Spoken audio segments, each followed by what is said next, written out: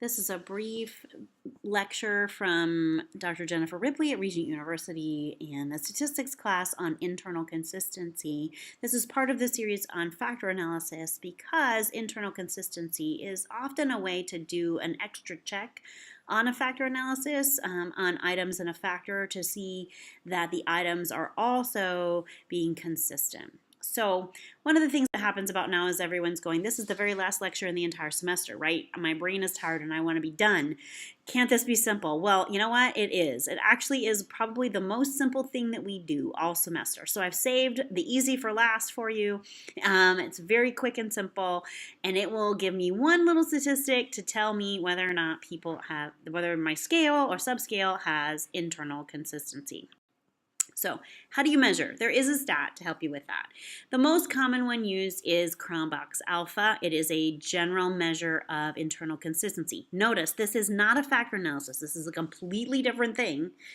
It's also done in scale development, right? It's also done when you're just doing research and you just want to make sure that you're getting good internal consistency in your measurement. But it's often done in scale development, so that's why I'm talking about it today. And Chromebox Alpha is a measurement of how consistently participants are responding, how much items are related to each other. It's actually the average item-to-item correlation.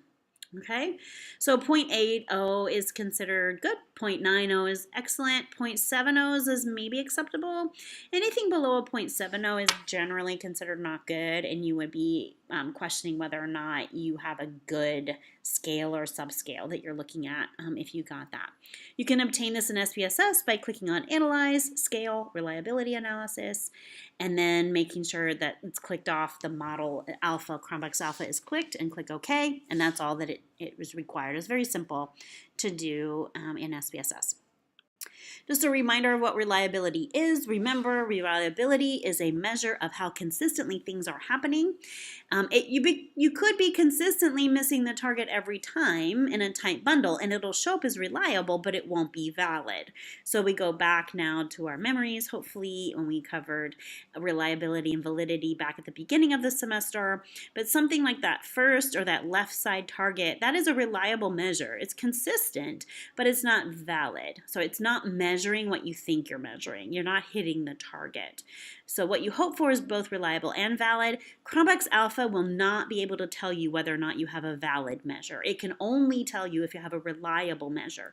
So this is what's really important to understand in doing your research. Don't overstate what your alpha is telling you. Your alpha is only telling you, I have a reliable measure. But reliability statistics are needed, but they're not sufficient to understand the structure of a scale and the development and its use.